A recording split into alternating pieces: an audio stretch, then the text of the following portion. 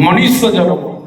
যদি আমরা এই মানুষ জন্মে হরিভজন করব না, যদি আমরা হরিভজন ন করি, তবে কোন হব? পুনরায়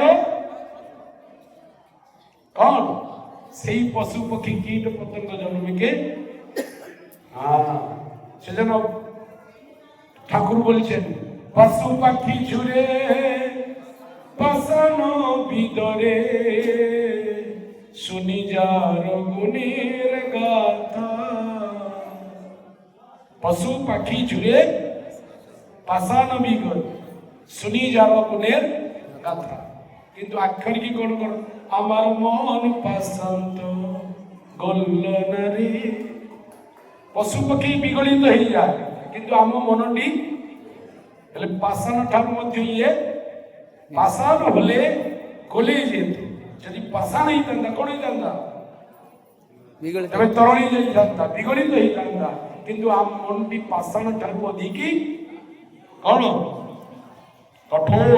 ହରିନାମ ସଂକୀର୍ତ୍ତନ ଶ୍ରବଣ ଶ୍ରୀମନ୍ ମହାପ୍ରଭୁ ହେନ ଅବତାରେ ଯାର ରତି ନା ଜନ୍ମିଲ। ଶ୍ରୀ ଗୌରାଙ୍ଗ ଅବତାରରେ, শ্রী নিত্যানন্দ অবতারে যার রতি না জন্মে সেই পাপী, সে কে?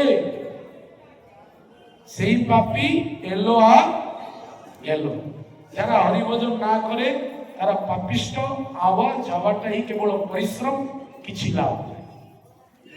সেজন্য সুন্দর এক জন্ম প্রাপ্তি হয়েছে আমাকে। আমরা কি করব? হরি সংকীর্তন নাম। বর্তমান 10টা হেলানি না নাই, এ পর্যন্ত জলযোগের ব্যবস্থা হয়নি নাই। হ্যাঁ, আসি দিয়েছি।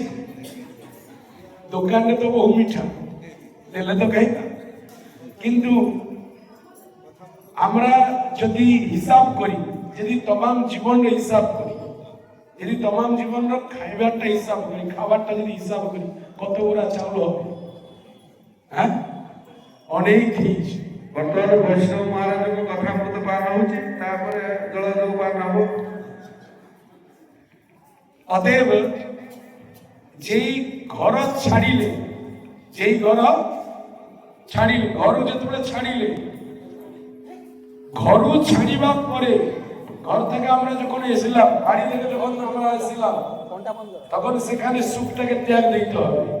দিতে হবে কি হবে না? এখানে সুবিধা খোঁজা যায় না,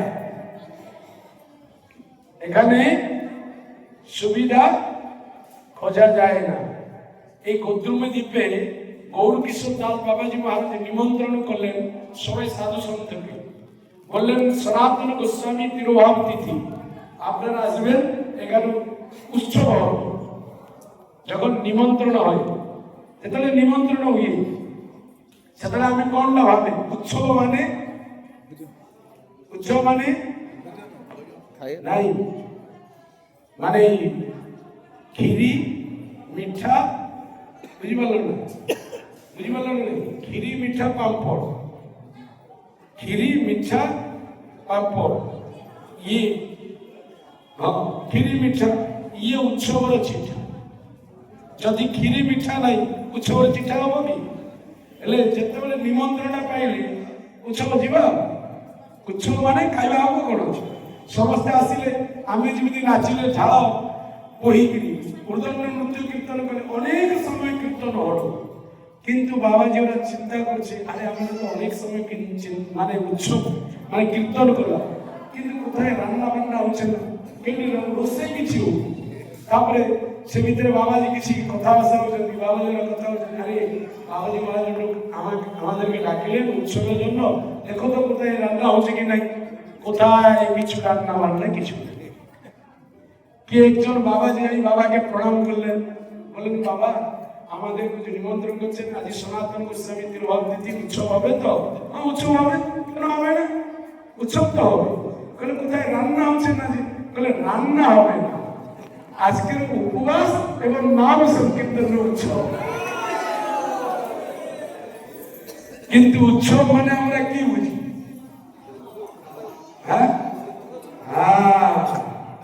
কিন্তু সেই বাড়িতে থাকলো খাওয়াটা, খাবেন ওখানে, এখানে যেইটুকু প্রসাদ পাওয়া যাবে সেইটুকু প্রসাদ পেয়ে কেবল নাম সংকীর্তন করি। মহাপ্রভু ধামে আমরা আসছি কি করতে?